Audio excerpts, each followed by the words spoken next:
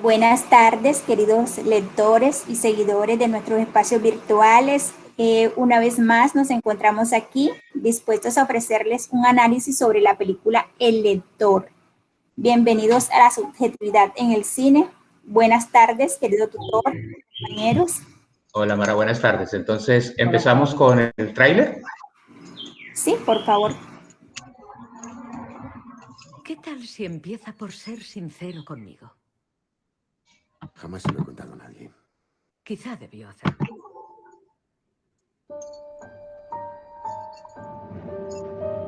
Siendo un adolescente, tuve una aventura. ¿Con una amiga? Podría decirse así. Le gustaba que le leyeran. ¿Nunca me explicas lo que lees? Es una obra de teatro. Puedes leerla tú. Prefiero escucharte a ti. Dime las penas de ese hombre, oh musa. Es un hombre ingenioso. Y astuto que anduvo errante por el mundo. ¿Por qué te vas tan pronto? Siempre se va pronto. La aventura duró solamente un verano. No puedo vivir sin ti. Me muero solo de pensarlo. ¿Tú me quieres? Disculpe, busco a Hannah Smith. Smith acaba de irse. ¿Se ha ido? ¿Le ha dicho a dónde? Guarden silencio. Estudiaré estos casos uno por uno. Me llamo Hannah Smith. ¿Se alistó en las SS en 1943? Buscaban celadoras. Yo estudiaba Derecho, lo recuerdo perfectamente. Las sociedades creen que se rigen por la moralidad, pero no es así.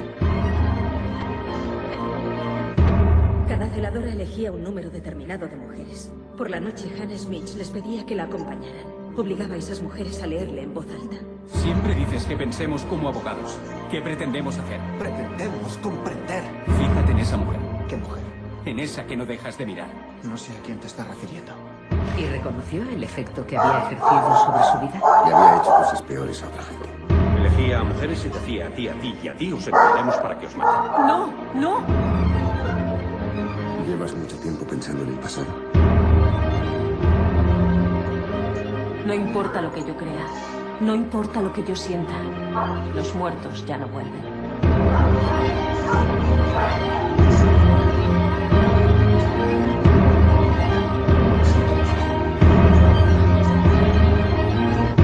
¿Cuánto puede equivocarse uno?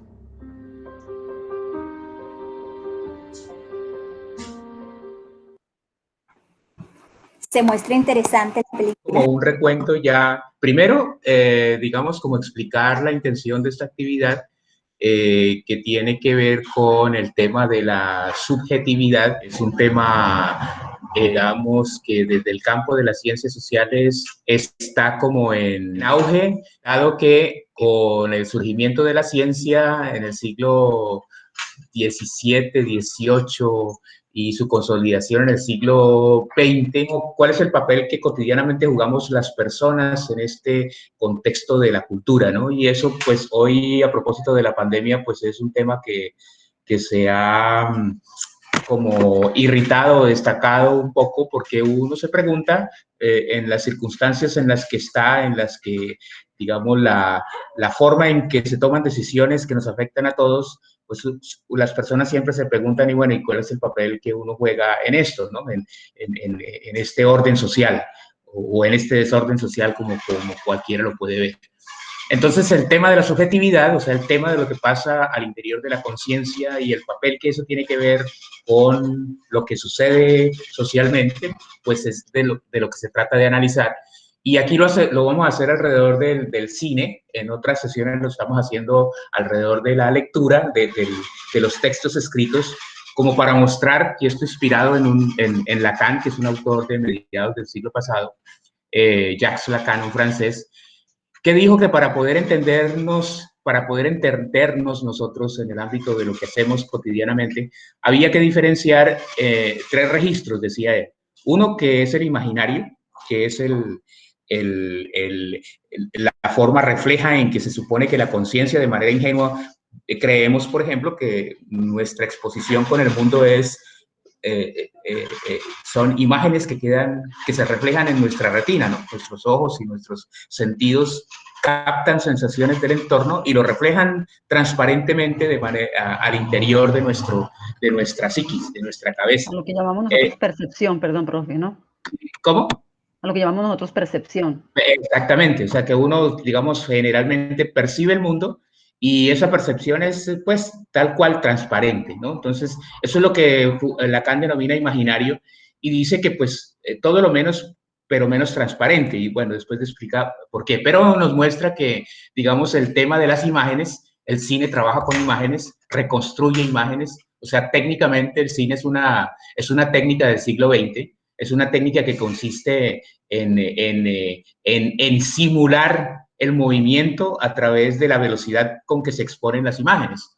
Uno ve, nosotros vemos, el cine es una ilusión completa, una ilusión sensorial, porque a lo que nosotros estamos expuestos es a una exposición de instantáneas que dan la ilusión del movimiento, siempre que se pasen a una determinada velocidad, ¿no? Eso fue un descubrimiento fantástico a comienzos de siglo para los grupos humanos que se enfrentaron con él. Eso constituía cosa de magia, cosa de extraordinaria. De mucho tiempo fue un misterio para grandes grupos humanos. Para nosotros se nos convirtió en algo natural, pero tiene que ver con eso, ¿no? Con lo imaginario, con la exposición a imágenes, ¿no? Que nos generan una ilusión.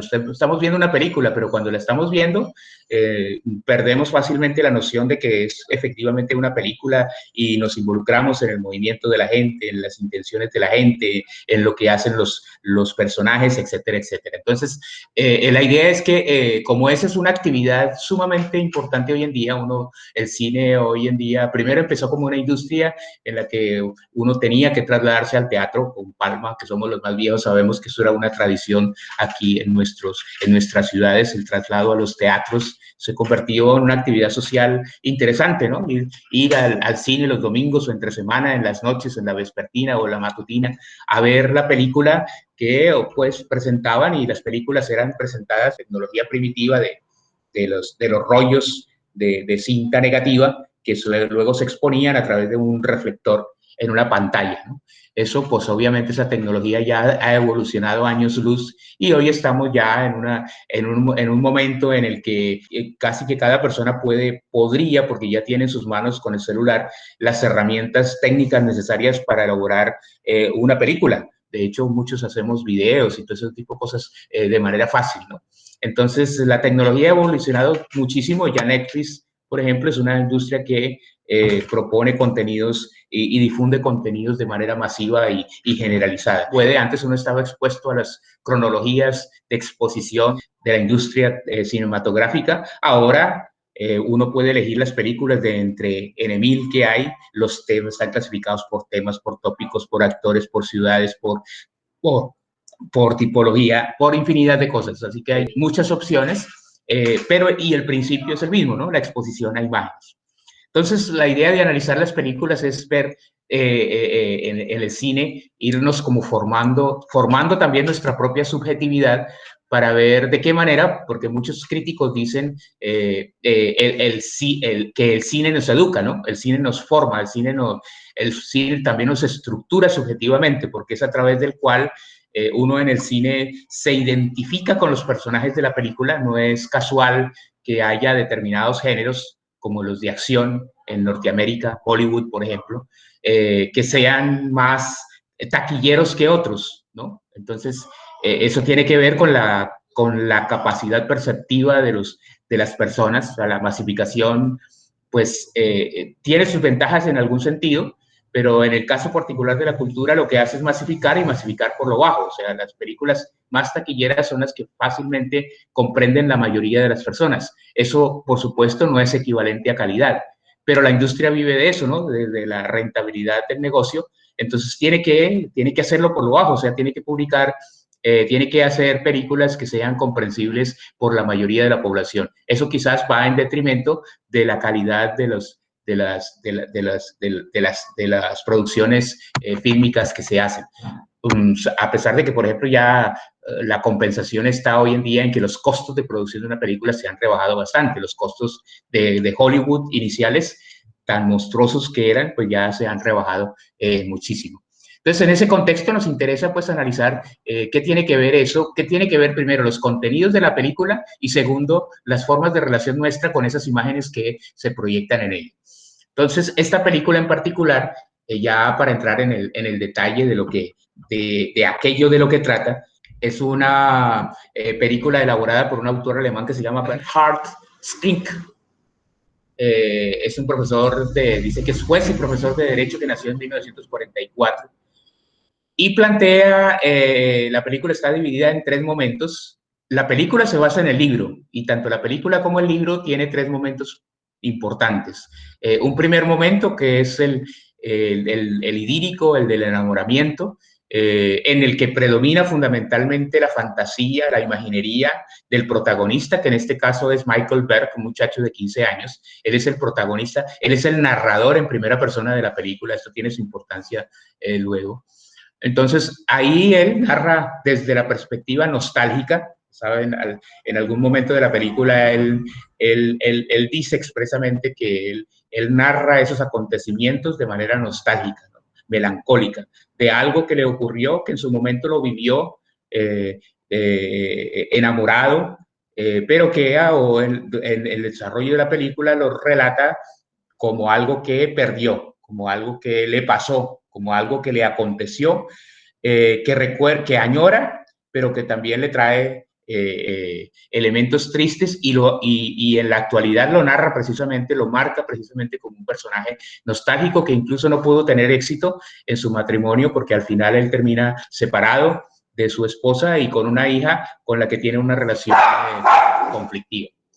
Entonces está esa primera parte, donde se encuentran Hannah Smith, que es protagonista, que tiene 36 años, una mujer analfabeta, ese es el rasgo principal de ella, característico, que la destaca, que la determina ella misma.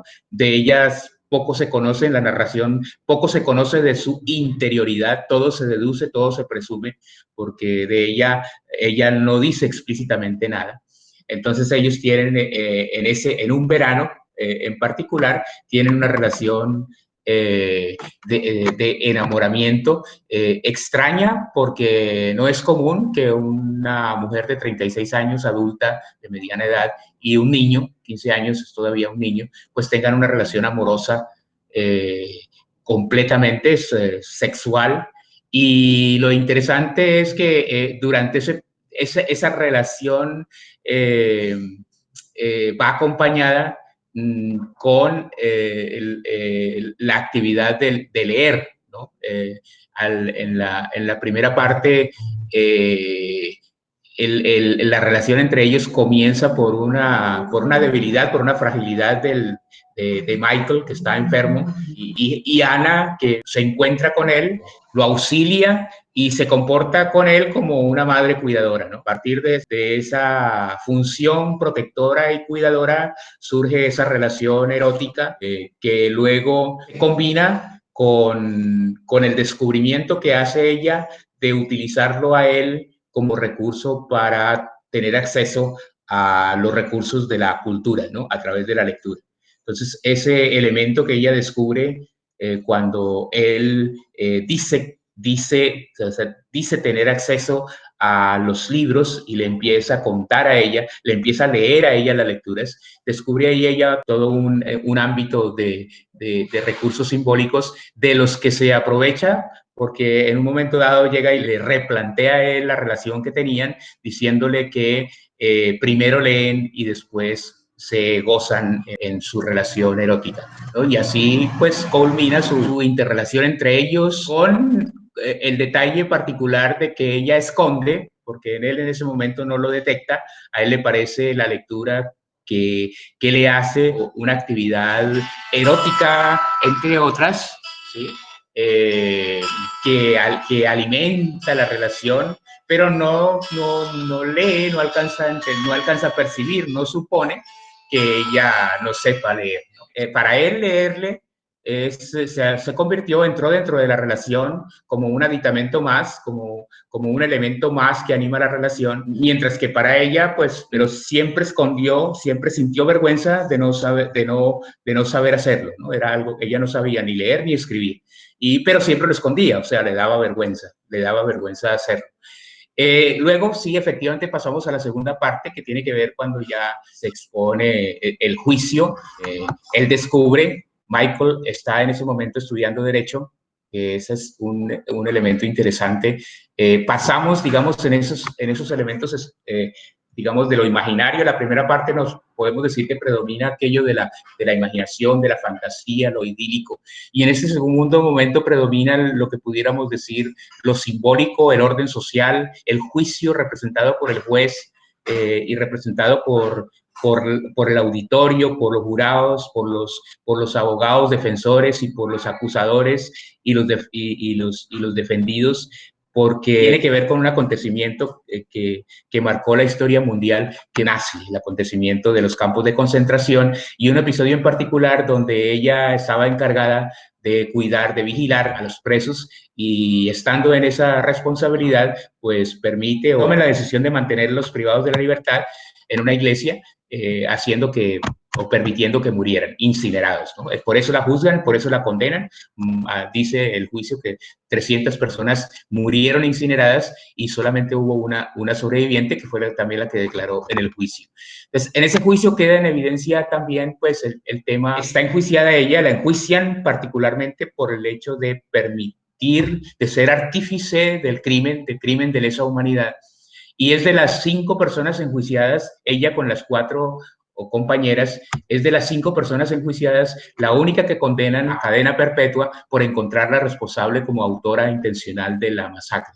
Y eso, como hacía la observación Mara, se hace, ese fallo se hace puntualmente porque ella, en el momento en que tiene la posibilidad de demostrar su desconocimiento del asunto, cuando preguntan sobre un informe escrito, que las demás acusadas le endilgan a ella, le dicen que ella fue la que lo elaboró y lo escribió y lo firmó, la única responsable.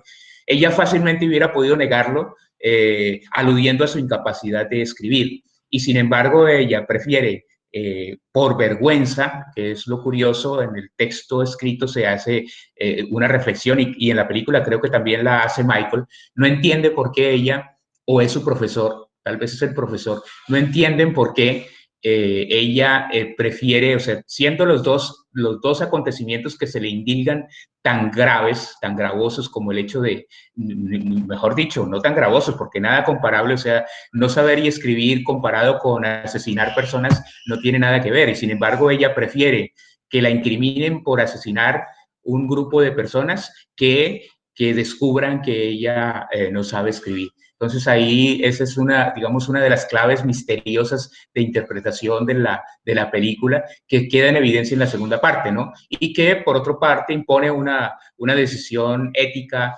a Michael, quien, sabiendo que en ese momento él se da cuenta, cae en la cuenta retrospectivamente que Hannah le había ocultado siempre que no sabía escribir, pero él no lo descubre sino hasta ese momento. Mirando hacia atrás, cuando ve que ella se niega a escribir, se acuerda, recuerda y nota, cae en la cuenta de que es que efectivamente ella no sabe escribir y se avergüenza de ella.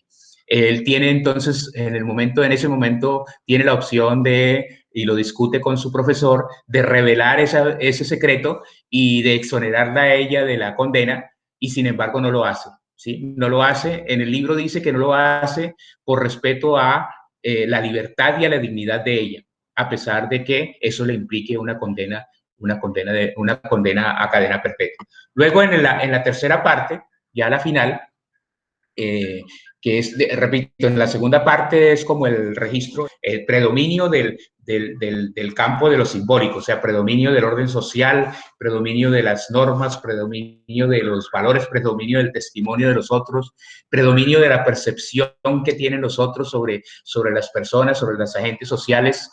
En fin, ahí hay varias cosas que de pronto más adelante podemos discutir.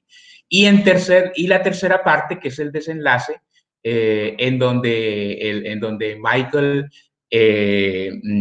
no se sabe muy bien, porque él mismo tampoco lo dice, y en algunos debates se ha dicho que puede ser por una sensación de culpa, por una sensación de remordimiento, por una sensación de responsabilidad, o por el mismo amor que eventualmente podría profesarle todavía. Él entonces decide comenzar con una rutina de lectura de libros y grabaciones que le envía luego a la cárcel. En esa rutina de lecturas que él hace y le graba y le envía a ella, provoca que ella en algún momento se decida, porque nunca lo había hecho, se decida a aprender a leer, ¿no? Y lo hace de manera autónoma, ¿no? Recursiva. Aprovecha las grabaciones y empieza a comparar las grabaciones con los textos que le lee, y a partir de ahí desarrolla la habilidad de construir textos y empieza a escribirle cartas que le dirige a él. La película termina entonces al final, cuando ella se ve ante la inminencia de quedar libre. El personal, la directora de la cárcel, descubre que no tiene quien le ayude en ese proceso de reincorporación a la sociedad y advierte que puede ser traumático. Entonces contacta al único personaje, que es Michael, del que tiene noticia, que se comunica con ella, y le informa que ella va a quedar en libertad y le pide que la ayude en ese proceso de reincorporación a la sociedad. Él la visita a la semana previa a su liberación, y luego de ese encuentro, entonces, cuando él regresa por ella, él descubre que ella se ha suicidado en su celda. Ese es más o menos, pues, el recuento de de la película y de los dos personajes principales que son Anna Smith y Michael Berg. Desde luego hay otros personajes ahí intermedios muy importantes, pero el planteamiento, digamos, la trama general de la película. Comentan ustedes sus impresiones del documento, de la película en general. Una película donde se puede ver de todo un poco, diríamos así: pasión, sensualidad, inocencias, moral, ética, juicios, y como que muy pocas salidas a observar o a entender las decisiones que se toman dentro de la película. Está recargada de mucha intriga. Tuve la oportunidad de verla y pues ya estoy leyendo el libro, no he terminado. Buenísimo, una película muy interesante, porque lo que decía Marla no es cierto, hay muchas cosas allí que ocurren, sobre todo sobre la moral, ¿no? Sobre lo que el concepto que se tiene de moral y sobre lo que debe ser y no debe ser. En cuanto a pues un niño con una mujer de 36 años, o sea, cualquiera diría, wow, o sea, esto. Okay, bueno. Empezando por ahí, ¿no? Okay, bueno, chévere, porque es que esas son las cosas que son interesantes de discutir. Muy bien, ok. Cualquiera diría, oye, pero ¿qué pasa acá? Pero bueno, entonces son cosas que realmente pasan en la vida real, entonces, y que suscitan pues a muchas cosas, ¿no? A mirar pues cómo también hay ahí un cúmulo de emociones y de sentimientos cuando él lee y ella llora, por ejemplo. Él habla muy poco de su familia, pero no sé, se ve una... Sí, él prácticamente dice que es una familia que como doméstica, ¿no? Él habla de que su papá pues es una persona como muy proveedora y muy preocupada por las cosas normales de su familia, pero no se ve un conflicto allí. Él es un profesor de filosofía, ¿no? Sí, es un profesor de filosofía. Y además, pues la relación con sus hermanos se ve una relación muy normal, ¿no? En lo que ellos comparten, en lo poco que se ve allí, se ve una relación de un muchacho con unos hermanos normal, y lo mismo con los padres, con los amigos. Clase media, recuerden que es clase media. En la película queda muy evidente y claro, de pronto quizás más, que es, por ejemplo, que él, digamos, que es clase media, un tipo lo que nosotros llamaríamos burgués, en el sentido de que son del siglo pasado. Entonces tienen década del 40 al 50. Entonces es una familia que tiene, o sea, él es profesor de filosofía.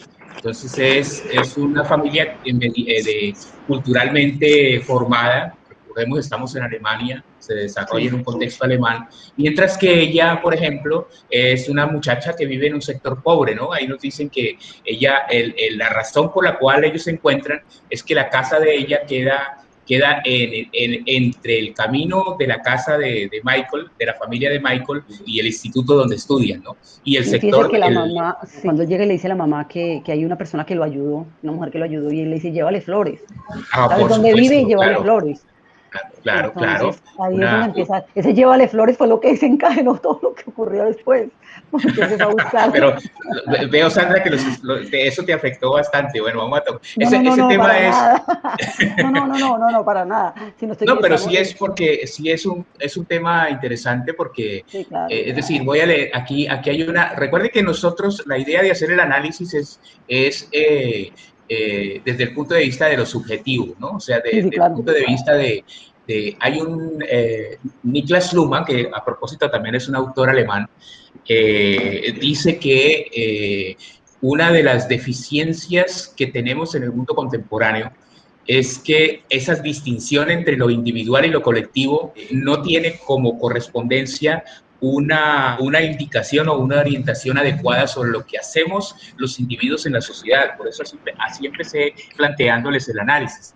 En nuestra cultura tenemos la idea de que en la cultura, digamos, por lo menos como la ofrece la publicidad, se vende la idea general de que la felicidad del individuo, que es lo que vende la publicidad, está en su inserción, está en su inclusión en la sociedad. Entonces, nos venden la idea de que en la medida en que tengamos éxito socialmente, a propósito de éxito, que es la palabra, el referente fundamental de Joseph, el éxito social es como el equivalente, se propone como el equivalente del éxito social es el equivalente de la felicidad individual. Y Niklas Luhmann nos dice que en la sociedad moderna, específicamente la nuestra, que se inaugura en el siglo XVII con el pensamiento cartesiano, pero que se consolida y se afianza sobre todo en el siglo XX y en el XXI con estas tecnologías de la información. En el siglo XX hay un divorcio y un distanciamiento entre la evolución social y la evolución individual. O sea, nada que ver la satisfacción personal con el éxito social. Después, de pronto, desarrollamos eso más, pero esa es una idea clave que es interesante de destacar. Entonces, el mismo Luhmann dice, el individuo es la idea de sí mismo que materializa su representación en el mundo a través del lenguaje, la educación y el arte. O sea, de alguna forma, lo que la cultura produce, entre otras cosas, películas, libros, trabajo, bueno, en fin, varias cosas, están ahí y eso es lo que los individuos tienen como al recurso, como a la mano, para poder construirse sobre sí mismos una idea de sí mismos, una idea de lo que son. Esa es la subjetividad. Sí, por eso. Pero mil de análisis, como digo yo, yo veo que no es que me afecte, sino en una época donde ocurre esto, que suceda esto y que una familia ni siquiera intervenga en la situación, o porque no hubo necesidad, porque él vivió su momento, vivió lo que quería vivir, lo que debía vivir en ese momento, y lo mismo ella, me parece algo curioso. No, pero es que plantea una cosa meramente técnica. Miren que hace aproximadamente un siglo, porque son 70 años, 80 años, los desarrollos que no son los nuestros en tecnología, lo difícil que sería para nuestra época que una aventura como esa, tú dijiste, uy, una señora de 36 años con un niño de 15 años, eso ya hace rato estaría en las redes sociales como una actitud perversa, ¿no? Sí, total, porque es un niño, una mujer, ¿cómo así? Por eso, pero fíjate, lo que yo quiero mostrarles es el tema de la diferencia tecnológica.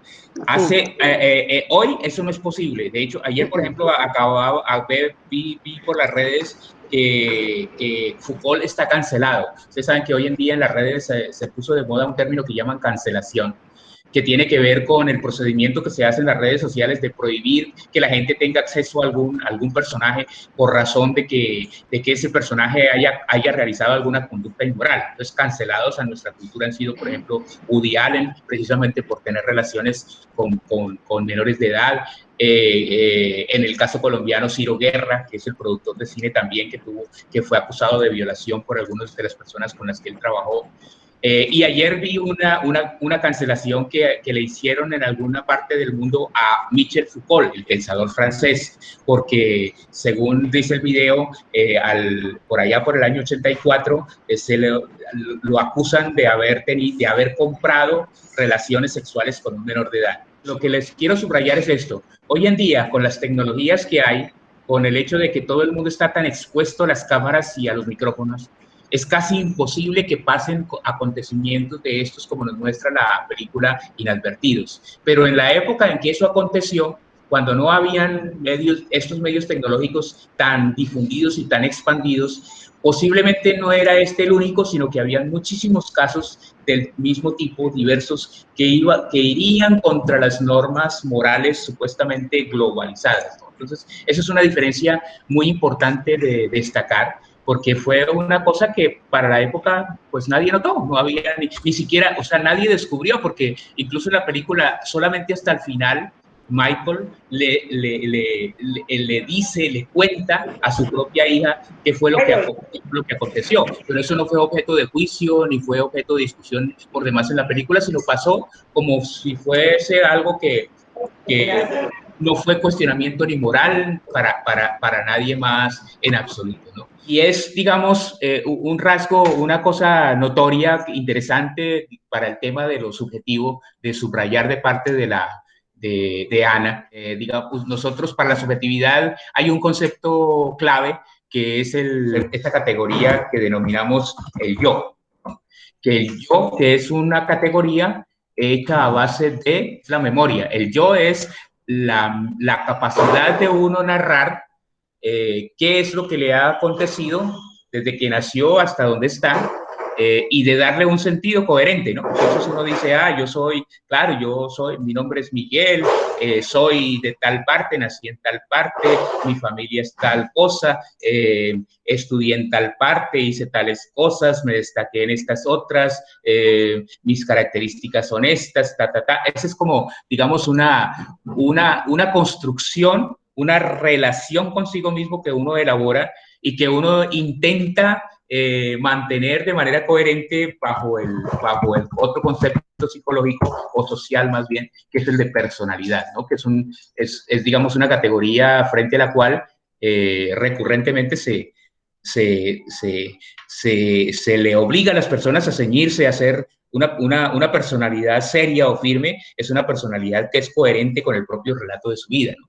Y eso es interesante o importante desde el punto de vista social. En el caso de la película Ana, alguien pudiera decir, bueno, pues Ana no tiene mucha personalidad, ¿no? Porque Ana no habla de sí misma mucho, ella no habla de sí misma mucho, ni cuando estuvo con el niño, Michael, ni después durante el juicio más bien se le nota como diríamos, aplicando el término personalidad, como una personalidad débil, porque se deja persuadir y se deja influenciar fácilmente por lo que le dicen los demás, ¿no? Y al final de su vida también uno diría, no, pues esta mujer no tiene personalidad porque no fue capaz de decidirle, de afirmarse y decirle a Michael el temor que ella tenía por salir nuevamente en libertad y la decisión que tenía de quitarse la vida o de tomar decisiones más drásticas en relación con el destino que le venía. Entonces uno drásticamente uno diría desde el punto de vista de la psicología de hoy, de la psicología contemporánea, es una personalidad muy débil, muy frágil. Y sin embargo, ella nos da digamos, pistas de que, por otro lado, es una mujer, fíjense lo interesante de este asunto, es una mujer supremamente independiente para su época, es decir, porque ir, como lo dice Sandra, en contra de las costumbres morales, o sea, atreverse a relacionar y a involucrarse emocional y eróticamente con un niño, pues era sumamente arriesgado para su época. Donde la lleguen a descubrir, eso le hubiera implicado muchísimos problemas. Y sin embargo, ella lo hace y ustedes ven que en ningún momento se le nota a ella ningún sentimiento de culpa por esa relación, ¿no? O sea, lo que hay en ella por él es lo que pasa en el restaurante cuando ellos van en la bicicleta y ellos llegan a un sitio a comer. Y entonces Sí. él le dice que pida algo, pero como pues ella obviamente no sabe leer, pero él no lo sabe. Bueno, yo tampoco lo sabía hasta que después me enteré. Ella no sabe leer, entonces él le dice que lo que él pida, y después cuando va le dice, la señora que está que atiende le dice que si a su mamá le pareció bien, que sea su mamá. Ajá, Y él claro. se queda viéndola y desafiante, coge y le da un beso y siguen. Correcto, Pero claro. O ninguno de sea, los dos hace ningún gesto, ni tanto la del restaurante, ni como si nada. Pero él sí le da un beso como para decir, ella no es mi mamá. claro, no, y o sea, uno puede leer eso de otra forma, o sea, uno puede decir, bueno, ¿y es mi mamá y qué? O sea, es como un desafío a la moral. Exactamente, pero él no, o sea, no hubo ni un gesto de nada, sino Claro, simplemente es para como provocar, él lo de hizo curioso, intencionalmente sí. para Ajá. escandalizarla, Pero para sí, escandalizar a la y otra. a ella no le interesó tampoco, ya. No, ella no le pareció, ni siquiera entendió No, en qué ajá. contexto lo hizo, ¿no? Pero Exactamente. Analizar de ella, del por qué ella toma tantas decisiones así, también podría analizarse desde el punto de vista del apego. Allí no se conoce absolutamente nada de ella, de su historia, de su pasado, de su familia. Inclusive al final dicen que ella no tenía a más nadie, sino se conocía a la única persona con la que ella tenía contacto, y era la persona que tenía las cartas. Por eso lo llaman a él al final, para que se hiciera cargo a ella. claro, eso es un detalle importante porque es una persona Sí. desarraigada, es una persona que no tiene familia, es una persona, por eso la clase, o sea, ahí se encuentran dos grupos sociales totalmente diferentes. El grupo de Michael, que es un grupo que tiene familia, para el que la familia es sagrada, es constitutiva. La pertenencia a la sociedad depende de la pertenencia a la familia, eso es importante, es la conformación de una identidad segura, estable. En cambio, ella es una mujer desarraigada, pobre, vive en un apartamento que no es suyo, de alquiler, los bienes que ella tiene allí no son de ella. Cuando Michael regresa a buscarla, él ve que todo está allí porque todo lo que ella tenía ahí era alquilado, ella no tiene nada, ¿no? Entonces, y además de eso, el rasgo esencial que la distingue a ella socialmente y subjetivamente es el hecho de que se avergüenza de lo que es, o sea, se avergüenza de sus cualidades. Eso sí es claro, porque el no saber leer y escribir no es culpa de ella, pero sin embargo, ella lo incorpora como si fuera responsabilidad de ella. ¿Sí? Y eso es un rasgo típico que todavía perdura, ¿no? O sea, en nuestras sociedades de hoy, el pobre se siente culpable de ser pobre porque cree que él es la causa de su pobreza, ¿no? Buenas tardes. Ok, primero me voy a presentar.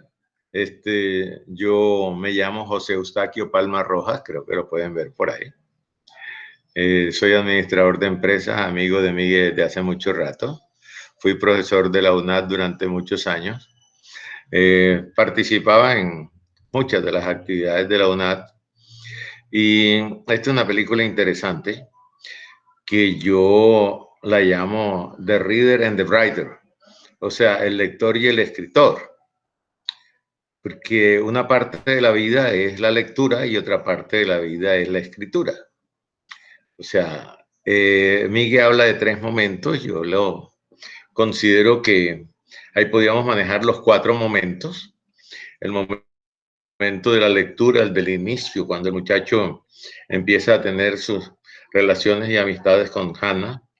Después empieza el momento en que Hannah se va y se ve que hay una separación, pero no una separación porque hayan querido, sino porque ella es tomada presa, porque va a ser juzgada, y él no tiene conocimiento de qué hace hasta cuando la ve que la están juzgando. Después empieza la parte de la cárcel donde ella en realidad empieza de writer, o sea, a escribir, porque él empieza a escribir, ella empieza a escribir y él le empieza a mandar las grabaciones de las lecturas y ella a conseguir los libros por los cuales podía comparar lo que él leía y aprende en su proceso. Entonces ahí serían los 3 momentos. Y el último, el momento fatal, el momento de la salida del ser, del que se va. Y es cuando ella toma la decisión de decir, ¿yo qué hago aquí? Hay una cosa que creo que no analizamos en este momento, es lo que podemos encontrar en ese proceso del juicio que se le hace a una persona que simplemente estaba cumpliendo una orden. ¿Cuál era la orden? Ella lo único que hacía era que tenía un número de personas a las cuales ella tenía que cuidar. Y ese número de personas lo estaban desarrollando 5 o 6 personas que eran las carcelarias o las personas que se encargaban de cuidar esa cantidad de presos, pero ella no tenía ninguna influencia entre las decisiones que se tomaban dentro de la organización o de los grupos nazis o de la SS, como la podamos llamar. Y esa muerte de esas personas, ella es juzgada porque simplemente tienen que conseguir un culpable y como todo, como siempre ser humano, tenemos que echarle los muertos a alguien. Y en ese momento los muertos únicamente se los echaron a ella porque las otras se limpiaron las manos y dijeron que ellas no la habían escrito, que ellas no lo habían hecho, que quien tomó la decisión y quien fue su jefe en ese momento para todas era ella. Esa es una parte importante dentro del análisis de la película, desde el punto de vista de cómo se juzga una persona que en realidad no tiene nada que tomar, sino que era un simple, porque ella dice, a mí necesitaban a alguien de carceleros y yo me presenté y ya. Eso es como una persona que va a un trabajo y dice, yo voy a ser secretaria y después la cogen porque esa empresa evadía impuestos, no le pagaba a la DIAN, no sé qué, y la mete en presa y la pone a que ella pague por algo que ella no tenía ni idea de qué era lo que estaba sucediendo, porque ni siquiera leer sabía interpretar. Esa es una de las cosas que quería comentarle únicamente, que creo que no habían hecho entre eso.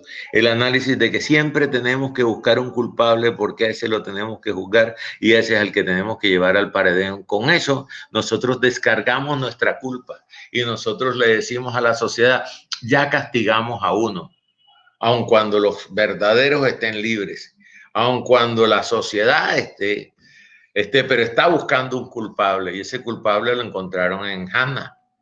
La parte moral, la parte ética, todo lo que tenemos que ponerle alrededor, ella simplemente estaba realizando una actividad por la cual le pagaban. Lo último, la decisión de salirse de este mundo real, porque ella lo que iba a quedar era sola, ella sabía que Nikolai estaba solo y ella también estaba sola, ella no quería ser un estorbo para más nadie.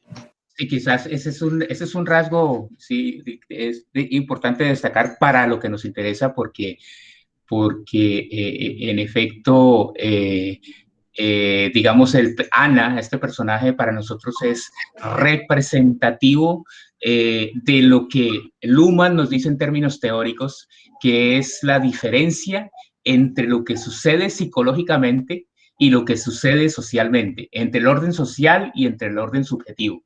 Entonces, socialmente, o sea, lo que pudiéramos decir, la tragedia de Ana, que bueno, tragedia que al principio es el goce, es el disfrute, es el deleite de una mujer que goza su relación y no le interesa, digamos, los prejuicios sociales de la minoría de edad, de su pareja, eso no le interesa, ni le incumbe, ni se hace mala vida por eso, ella nunca tiene sensación ni sentimientos de culpa por eso, lo vive a plenitud, lo disfruta a plenitud, y luego, bueno, al final después se ve envuelta en una tragedia que, como dice José, no es de ella, porque nadie le puede endilgar a ella mala intención. Hay no sé si ustedes recuerdan, en un momento ella le cuestiona de manera también ingenua, pero muy precisa al juez, cuando el juez la increpa y le dice, oiga, pero usted no sabía que esas personas que usted dejaba, que mandaba para tal tren, iban a ser asesinadas allá en Auschwitz, y el tipo, como dice José, ella consciente, ella lo que tenía era una responsabilidad laboral, tenía una función que cumplir y era leal a esa función, y entonces a ella lo que se le ocurre preguntarle al juez es, bueno, ¿y usted qué hubiera hecho en mi lugar? Y el juez no pudo responder, porque efectivamente era en la situación, era lo que ella debía hacer, en la situación era lo que se le demandaba. Y en el juicio le están demandando que asuma posiciones abstractas, universales, que ella y cualquier persona de mediana formación podría tomar, ¿no? Una persona normal, nosotros que somos académicos quizás nos damos ese lujo, un lujo digamos, especial, extraordinario, de pensar en el futuro y de pensar en los antecedentes y de pensar en las consecuencias y de pensar en lógicas universales. Pero la gente que vive en la calle, que vive del diario, de actividades diarias, lo que llaman actividades informales,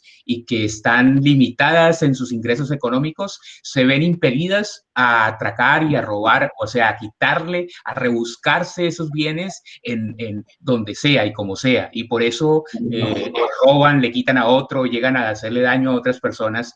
En un juicio se les pueden dilgar moralmente, se les puede enjuiciar, recriminar moralmente. Hay que hacer esa distinción entre lo que pasa con el orden social y lo que pasa con el orden personal o subjetivo.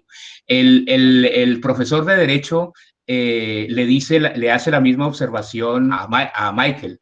Él le dice, las personas hay que juzgarlas por las normas que las regulan en el momento, y no por normas externas y ajenas a ellos, ¿no? Y alguno le dice, pero entonces la ley es limitada. Y él le dice, sí, justamente, la ley es limitada. O sea, a las personas deben juzgárseles por las leyes dominantes en ese momento. Entonces a Ana debieron haberla juzgado, o idealmente debieran haberla juzgado por las leyes y las normas que regían para ella dentro del campo de concentración. Ella no tiene la culpa de que ese campo de concentración se convirtiera en una institución inhumana, en una institución salvaje, en una institución de venganza. Ella no tiene la culpa, no tenía la capacidad mental para hacerse ese panorama, y no tenía la capacidad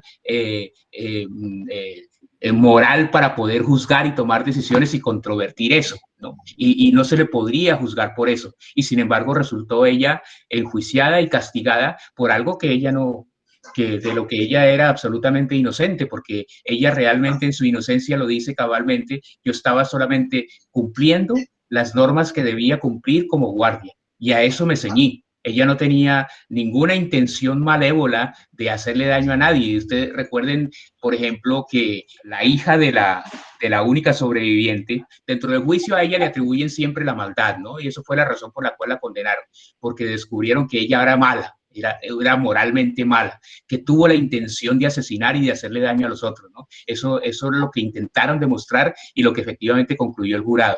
Entonces, cuando ella decían de que ella escogía dentro de las presas a personas que le leyeran a ella, eso fue interpretado como el hecho malévolo de que se buscaba a determinadas personas para que cumplieran con los deseos de ella, para después hacerle ella a su vez la maldad de asesinarlas y de recriminarlas. ¿No? O sea, miren cómo la interpretación social se distorsiona completamente de las intenciones, y ni siquiera de las intenciones que ella ni siquiera tenía, porque ella lo que estaba repitiendo, como nosotros que vemos la película desde fuera, era simplemente un recurso que ella descubrió de que era que alguien le leyera, porque ella no podía leer. Entonces ella lo único que hacía era que si descubría que alguien era capaz de leer, lo buscaba para que le leyera, e incluso se deja entrever que ella hacía eso con el ánimo también de favorecer, de privilegiar a aquellos que le leían, porque los libraba de otras actividades que le resultaban perjudiciales. Y esa actividad, la propia hija, hasta el final, se niega a reconocer. ¿No? Ustedes recuerden el detalle del recipiente ese, que cuando ingresó a la cárcel se lo quitaron como un acto de maldad. Ana lo conservó, y lo conservó para ella, y se lo devolvió a ella. Y sin embargo, la judía nunca, hasta el final, nunca reconoció eso como un gesto de bondad, porque eso implicaría, como ella lo mismo dijo, absolverla de culpa, ¿no? O sea, que la culpa de ella no es una culpa, en los términos que nosotros estamos hablando aquí, subjetiva. O sea, ella, empezando porque primeramente no tenía la capacidad de raciocinio, no tenía la capacidad, los recursos culturales para hacerse a la magnitud del daño que le adjudicaron. Eso no tenía ella esa posibilidad, no sabía ni leer y escribir, su mundo era muy limitado, ella pensaba en los senderos, en los límites de un mundo que era restringido, limitado a su trabajo, limitado a su oficio. Y sin embargo, el juicio sí le endilgó una culpa que ella ni siquiera comprendió, ¿no? Que ella simplemente aceptó porque se mantuvo en esa posición de que le daba vergüenza que los otros supieran que ella no sabía leer ni escribir. Eso pues como para subrayar digamos, esa diferencia entre lo que sucede, lo que ocurre en el orden social y lo que ocurre en el orden individual. Eso es importantísimo subrayar hoy en día. Muchas veces se pretende que uno se identifique, que uno como individuo se identifique con las intenciones de las instituciones sociales, como sucede, por ejemplo, en el matrimonio. Las personas pretenden que cuando se conforma una unión matrimonial, la pareja viva eternamente enamorada, a pesar de que la evidencia en contra de eso es abrumadora. O sea, todos saben básicamente que el principio es que una vez que se constituye el matrimonio, básicamente ahí eso institucionaliza una desaparición del deseo, una desaparición del amor, estructuralmente hablando, ¿no? Entonces, ¿de dónde, por qué razón obligar o cooptar o coaccionar a las personas para que permanezcan en un estado sentimental que es imposible de sostener en una estructura como esas? Y sin embargo, en nuestra cultura se mantiene esa idea y se descalifica a aquel que se atreve a manifestar sentimientos distintos, ¿no? Entonces, es como para señalar que hay una distancia grande entre lo que sucede en el orden social y lo que sucede en orden personal. En el caso de Ana, se refleja en que parece oculto, en ella parece oculto. El personaje de la película Transparente es el narrador, que es Michael, que él sí dice, él cuenta lo que le pasa, pero de Ana solamente se puede presumir. Hay una reflexión durante el proceso del juicio. Michael, cuando descubre que Ana no sabe escribir, le entra un cuestionamiento moral, ¿no? Porque él dice, bueno, que le plantea al profesor, él le dice, y bueno, yo tengo información, es la información de que ella no sabe escribir, que podría favorecerla en el juicio. En el libro aclaran, en la película no se ve, porque en la película se le plantea al profesor, en el libro aclaran que el cuestionamiento se lo plantea al papá, que es filósofo. Y el papá es caracterizado como una persona distante afectivamente, precisamente por su condición de reflexiva, racionalista. Entonces es afectuosamente distante, ¿no? Eso es como característico también del medio. Y él le plantea la pregunta, oye, mira, yo tengo información de que la podría favorecer, que ella no sabe escribir, y si yo lo divulgo, si divulgo su secreto, le podría reducir la condena. Y el papá, la respuesta que le da el papá, como filósofo, le dice es que nadie tiene el derecho de usurparle a otro la decisión sobre lo que es beneficioso para él mismo.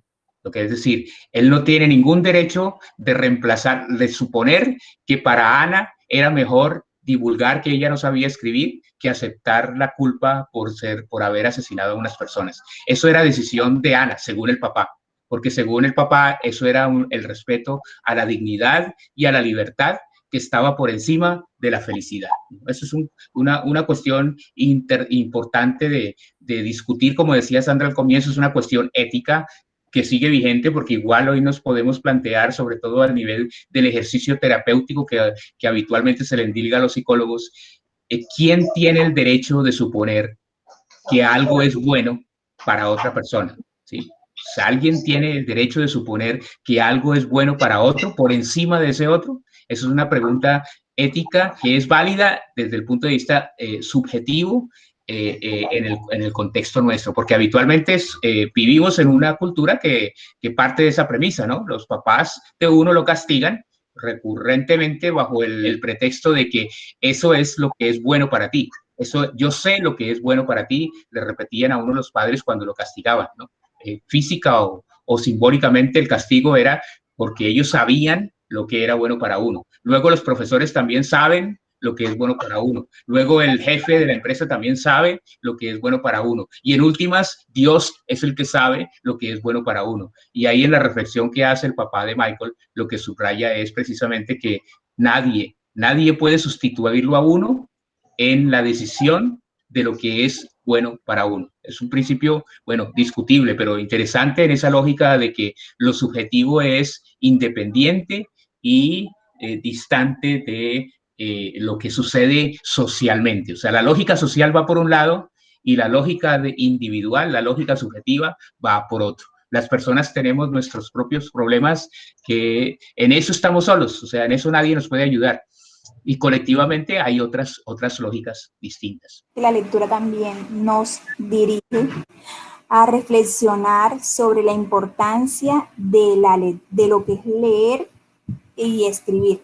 No olviden que ahí, dentro de esa lectura, es interesante que se puedan leer el libro, y si tenemos la capacidad de leerlo en inglés sería mucho mejor, porque es mejor que la traducción. El reconocer de que la sociedad siempre busca un culpable, para ese culpable, cuando sea castigado, nosotros nos descargamos de un peso que llevamos como sociedad. La sociedad post Segunda Guerra estaban buscando, y más la sociedad judía, está buscando los culpables para poderlos castigar.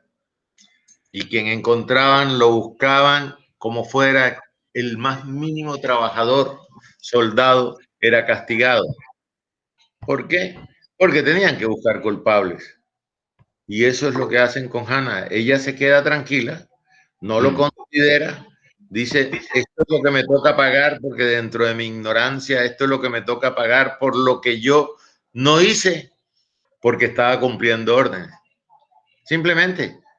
Y es que yo no abrí la puerta porque yo tuviera las llaves, porque creo que ella ni siquiera tenía las llaves para abrir la puerta donde estaban los presos. Pero ella la asumió toda, porque ella fue, según las demás, como la llevaron, a que ella fue la que firmó la carta donde no podían salir, donde no le podían dar perder. Eso era una orden. Esas son las órdenes del jefe. Esas son las órdenes del superior. Esas son las órdenes del que está más arriba. Desde el punto de vista de administración, que de arriba hacia abajo vienen órdenes y de abajo hacia arriba va información y se ejecutan las órdenes. Entonces la orden vino de arriba, ustedes no pueden dejar salir, esto es lo que ustedes tienen que cuidar y las tienen que tener encerradas. Sin embargo, la sociedad las castiga después de haber sucedido eso. Y los 4 momentos, Miguel habla de 3, yo hablo de 4, porque el último es el que Hannah se nos abandona. Interesante. Bueno, también quiero aprovechar este espacio para que visiten nuestro canal Semillero Camach en YouTube. También contamos con las redes sociales, TikTok, Instagram, Facebook y Twitter, para que nos visiten y nos sigan, por favor. Ok, muchas gracias. Gracias, Mara. Hay un viejo refrán que dice, una imagen vale más que 1000 palabras, y se ha, digamos, se ha extendido como principio en nuestra cultura, y es nocivo en el sentido de que nos restringe al ámbito de lo imaginario. La idea de hacer análisis de cine y sobre las imágenes es precisamente notar que las representaciones imaginarias tienen la limitación de que nos impiden o nos restringen al análisis elaborado, o sea, al análisis de la palabra, al discurrir. Entonces, una película como estas, que ha dado mucho que decir, porque plantea en el escenario un conflicto. Nosotros no nos acercamos mínimamente a los conflictos, ni siquiera mencionamos, por ejemplo, el conflicto generacional que se plantea entre las personas que aceptaron el genocidio de los campos de concentración y las generaciones siguientes, o sea, los hijos de esas personas, que los cuestionan moralmente, porque les dicen, oiga, ¿cómo fueron capaces de aceptar y de ser cómplices de semejante crimen y no dijeron nada? Digamos, por circunscribirse a la época en que la estaban viviendo, ahora se ven sometidos históricamente al juicio, porque ahora es un juicio universal. Todo el mundo se cree autorizado a enjuiciar y a recriminar lo que esa generación hizo, y prácticamente que no se les deja, se les silenció, ¿no? No se les deja hablar. Perdón que lo interrumpa. Ajá. Que se deja de lado esa historia individual. Claro, lo subjetivo ahí nada cuenta, es como se dijo desde un comienzo, o sea, la idea que José ha insistido, es decir, se aprovechó el acontecimiento del juicio para encontrar culpables con el ánimo de saciar y de tranquilizar el ambiente, y los culpables fueron victimizados, y la tragedia de esos a nadie le importa.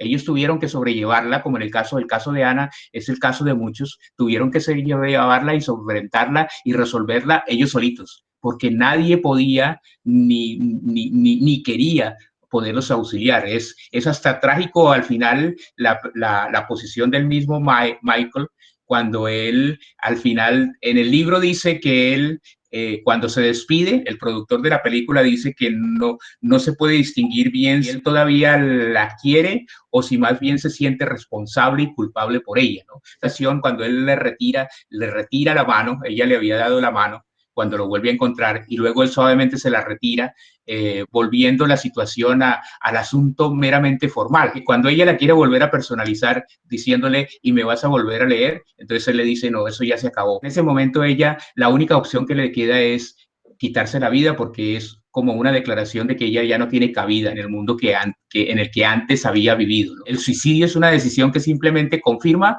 lo que el otro le dio a entender, que ella ya no tenía lugar en ese mundo. Entonces, bueno, para subrayar lo que dice Niklas Luhmann en relación con la subjetividad, y es la urgencia que tenemos, y es la idea con esas actividades de seguir reflexionando permanentemente en torno a darle contenido a los procedimientos y a las formas en las que contemporáneamente podemos ayudarnos a construir relatos y narraciones que nos permitan constituirnos como individuos al margen de las exigencias y de los requerimientos sociales. Es decir, que las exigencias sociales no le dan respuesta a las necesidades individuales y que estamos históricamente en deuda, como lo dice Luhmann, de elaborar relatos y narraciones que puedan darle sentido a la vida de los individuos.